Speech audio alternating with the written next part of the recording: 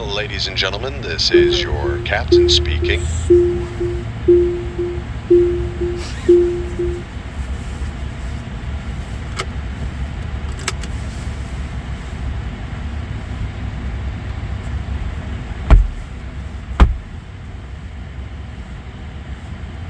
Okay, so we tap the brake and it automatically goes in reverse. Are you recording this? Mm-hmm.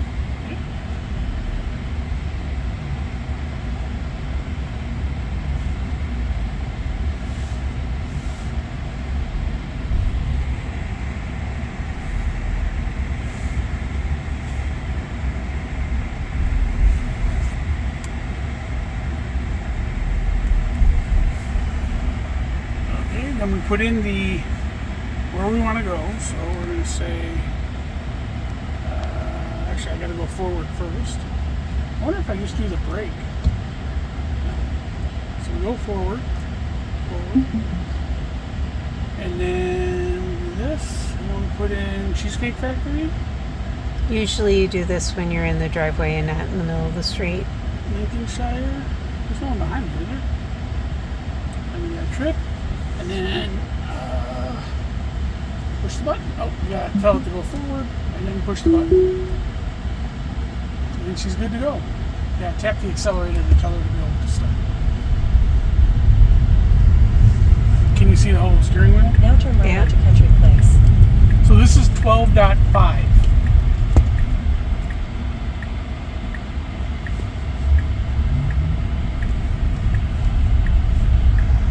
You gotta hold that camera up for 29 minutes. Now turn right onto East Sand Lake Road. Now, every once in a while it says pay attention, and what you want to do is you want to look at the camera that's up here so that it knows you're paying attention. It's looking for your eyes. Now, the way I like to, there's a nice one. The way I like to drive with full self-driving is I let it do most of the driving, and what I concentrate on is I try to look at things that we refer to her as that she cannot see. So, for instance, she can't see people's facial expressions in cars. So what I'll do is I'll look at a car when we're coming up, like this car over here on the right. I'll be looking for their eyes to make sure they can see us. Okay. I also will look at their tires to see if they start rotating. So the goal is that I can be ahead of the car. So the goal, and it's just like when you're flying a plane. You always want to be a couple of steps ahead of the plane. But when you're driving full self-driving, you always want to be a couple of steps ahead of the car. So you want to be thinking of things that she's probably not thinking of. Now when you're stopped here, there's really not much to do. But as you come up to an intersection or whatever, you'll be looking at things that maybe she wouldn't be paying attention to. It's sort of hard to explain. But what I'm always doing is I'm scanning out in the windshield, I'm looking at the screen, scanning out in the windshield. 90% of my time is out in the windshield, or on either side, and about 10% of my time is looking at the screen. The only time I ever really look at the screen is when I expect her to be stopping. So you'll see it when these cars up here stop.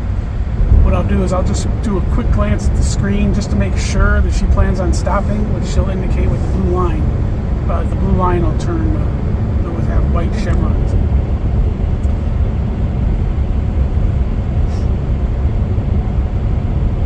Now you need to keep recording. I'll edit out the boring part. Actually, I don't edit out the boring parts, I just fast forward through them. But you need to keep recording. And if your arm gets tired, you can rest it on the chair next to you. The glare is probably really bad. Hopefully you can see the screen. Now this is hands-free, so you don't have, there's no steering wheel nag. So like now I can see the chevrons. So I'm just doing a quick check before she even starts to slow down that she sees the car and she intends to stop, and she tells me that on the screen. And you can do that in an instant. Again, always being 3 or 4 steps ahead of the car. So this is full hands-free. There's no steering wheel nag anymore. You don't actually have to touch the steering wheel. But you do occasionally have to look up at the camera up there so she knows you're not asleep. Of course, it's supervised full self-driving, which means you always need to be ready to take the steering wheel, or more importantly, hit the brake. Not that different from being teaching someone how to drive, right? Where the instructor doesn't actually have a steering wheel; all they have is a brake. So I like to keep my foot close to the brake, not necessarily over it, depending on where we're at. In situations where there's a lot of things going on, I'll actually put my foot over the brake. You want to be really careful not to actually touch the brake, because that will disconnect full self-driving. Also, turning the steering wheel too much will disconnect full self-driving. And I think that's probably the biggest problem people have, is they actually disengage full self-driving under a panic situation accidentally. In 1,000 feet, turn right onto North Hunt Club Road. Now, your car didn't charge last night, so you're 49. We might, I don't remember, were there Chargers in Lincolnshire? I don't think so. Now turn right onto North Hunt Club Road.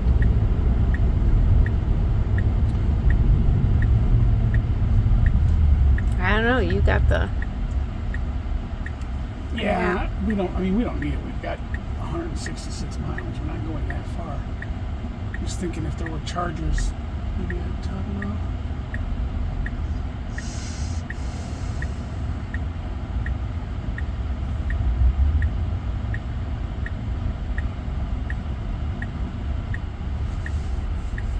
So this is a 2024 Model 3 with hardware 4, which is why it's got FSD 12.5. Can I go to that? Autopilot. Software.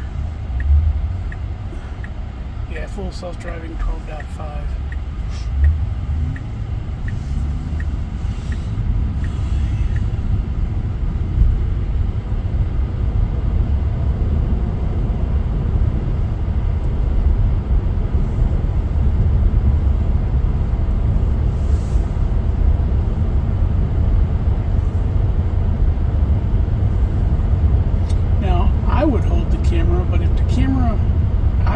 The camera that's doing the recording, but if this camera up here sees you with your phone, it doesn't like that. It'll tell you to pay attention.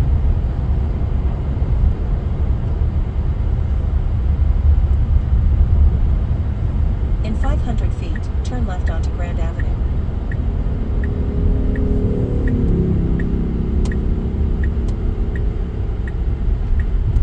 You think the boys will remember to shut the garage door? I already did. Oh, good job. Now turn left onto Grand Avenue.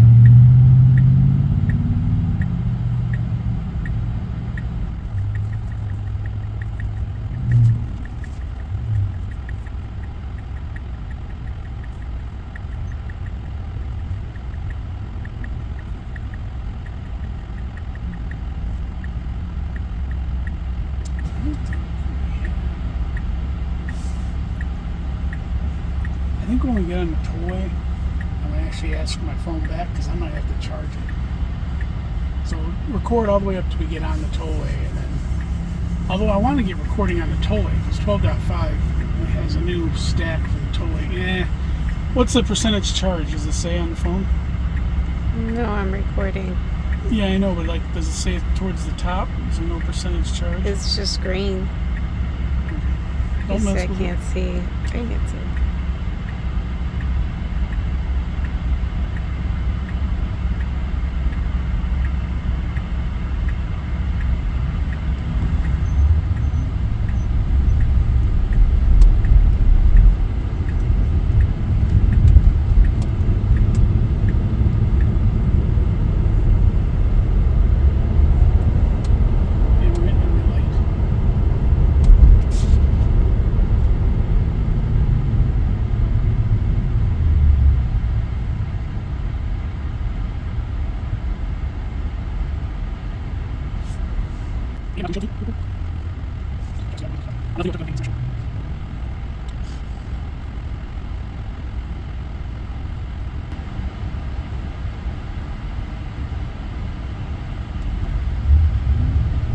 gotta take that plastic off that screen. The glare is ridiculously bad.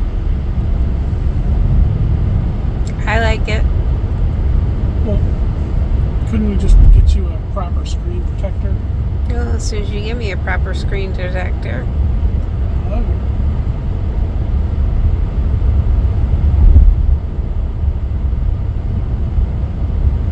In 500 feet, take the Interstate 94 east ramp on the right.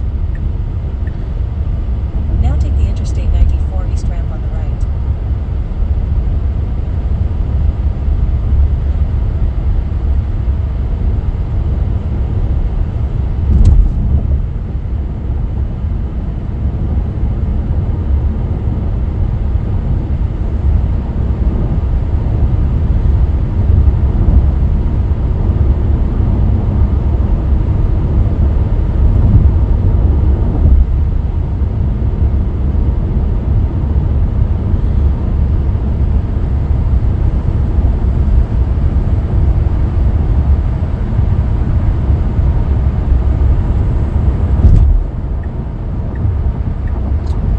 FSD does a really good job of using its signals. And of course, whenever it uses its signal, you get the blind spot camera pops up. So you can keep an eye on that. Just to double check that it's merging correctly.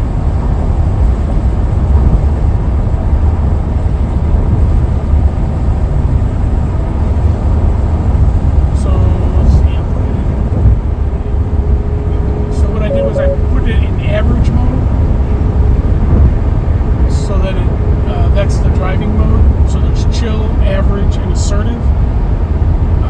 Average is in the middle, just sort of enough to get you there fast, and but not so sort of that's changing lanes like a crazy person.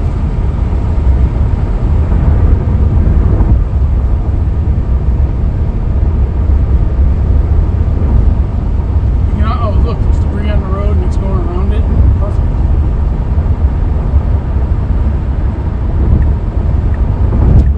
It does change lanes automatically based on the speed that you've got it set to. In this case, I didn't set the speed. It's picking its own speed based on the traffic around it. So it's in 100% automation right now. You can also manually control the speed if you want to do that with the whatever the joystick thing here.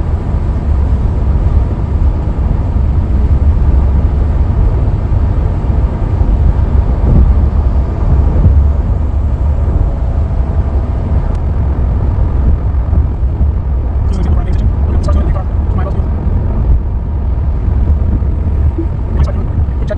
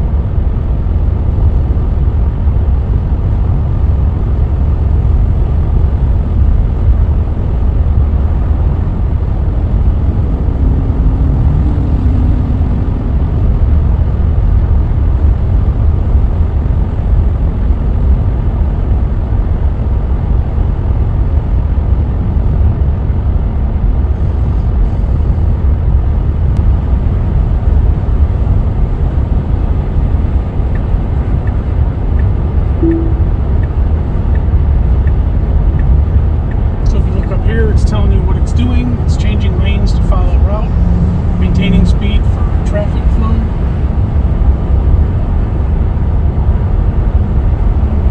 I have used every form of communication I can think of to request that the full self-driving team add an option so that it verbalizes In 1 that. mile, take exit 21 on the right onto Half Day Road. I think it'd be great if it, instead of having to read the screen, if it actually told you changing lanes. Now, obviously, you would want to be able to turn that off after you got used to the system. But for when you're first learning the system, when you're first getting used to how it works and how it, quote, thinks, having the verbal, a verbal indication of what it plans to do would be really helpful. Now, this is interesting. That was very smooth, and it got past the motorcycle, no problem. Very smooth. See, older versions of FSD, at least with 12.4.3, tended to wait forever to merge into an exit lane. That was smooth. What do you think? That was really smooth compared to my car. Now take exit 21 I think your car would have stopped with the motorcycle too. Yeah, I think so. That was very In 1,000 feet, turn right onto Half Day Road.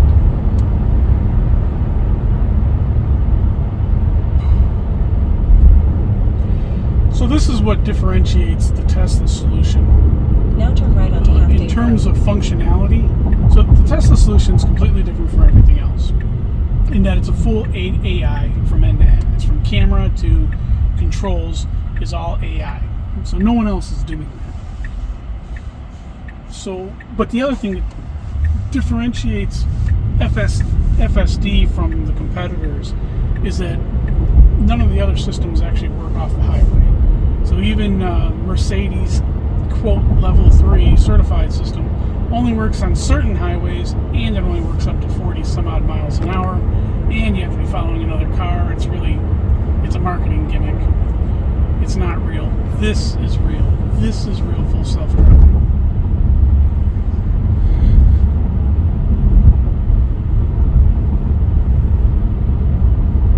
And the argument about liability is a valid argument, but that's not Tesla's problem. The regulatory agencies need to get their shit together and figure out how they're going to regulate this.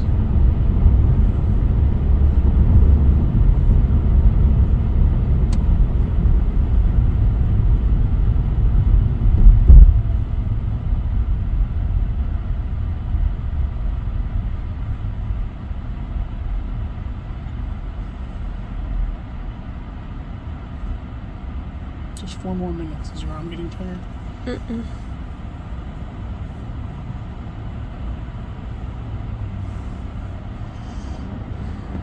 So we're here at exactly 2 o'clock. We're right on time. Yeah, that's why we didn't need to leave a whole hour early. Well, I originally wanted to go to Walgreens with you. I already went. Yeah, I know.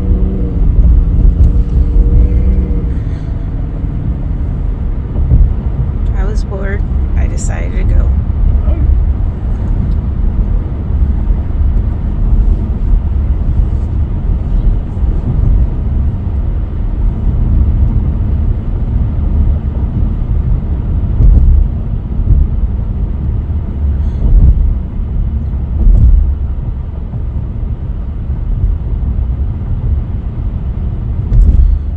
So, yeah, scanning. She sees it, no problem.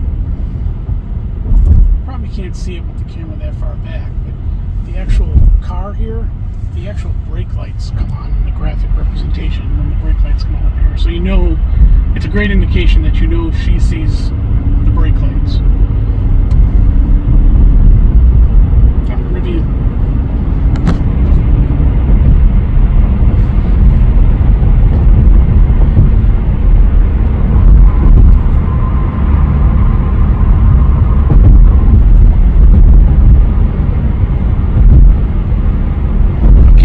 All the way up until see if she parks again like she did before, because that's new too. That's pretty cool. One of the problems with FSD all along has been parking lots. It's just parking lots. It'll get you into the parking lot, it'll get you out of the parking lot, but once you're in the parking lot, usually you have to take manual control to get to a parking space, and then once you tell it which parking space you want to go to, it'll park automatically. But now, this latest version, In 1,000 feet, turn left onto when we tested Milwaukee it Avenue. yesterday, it actually, not only did it pull into the parking lot, it pulled into a parking space, and it pulled in forward, which it's never done. It's always gone backwards, backed into a parking spot. So that's new. So what I tell Kel is, I trust full self-driving. Okay, I trust that it is not going to hurt me. Between all the safety measures within the car, Teslas are top-rated safety picks. Oh, let's see Now what it turn does left here. onto Milwaukee Avenue. They're all top. They're all, excellent, best in class in terms of safety. So I'm not worried about that. And full self-driving is more than safe. But what I do worry about is that full self-driving could possibly hurt the paint. So it always errs on the side of safety, and sometimes that means that it may scratch the paint. Now that's never actually happened, but of the very few times, less than 4 or 5 times that I have had to disengage, it hasn't been for safety. It's actually always been at really slow speeds, but it has to be that I was worried about it scratching the paint. And that's reasonable, that the system would put safety above everything else. But especially this car, I really like this paint. The blue looks fantastic. The blue paint with the white interior, amazing car. Of course, mine with red paint and black interior looks pretty damn good too.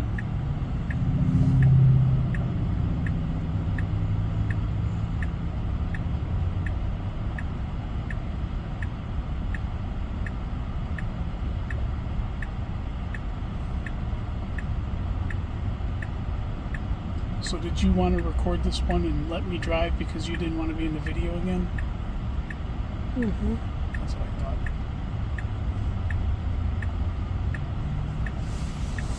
Did your dad see the other video?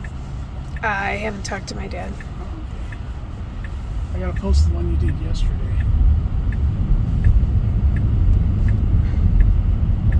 Try to get that one finished tonight.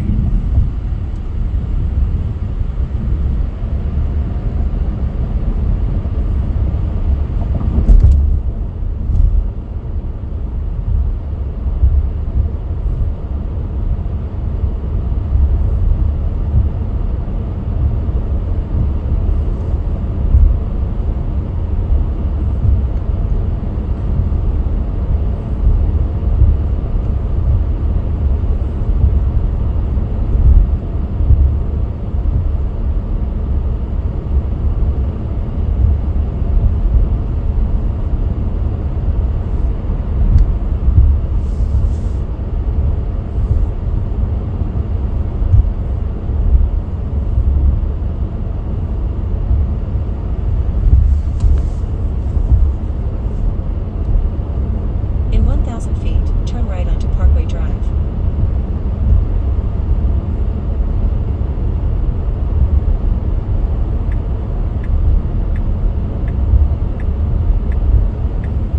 Now turn right onto Parkway Drive.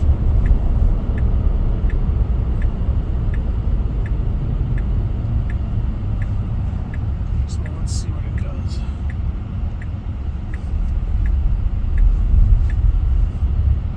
In 500 feet, your destination will be on the right. Don't worry about it.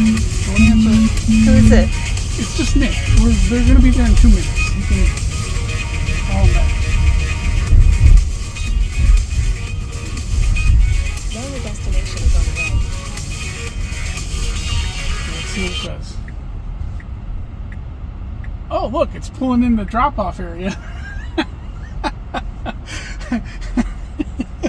That's Okay. pretty cool.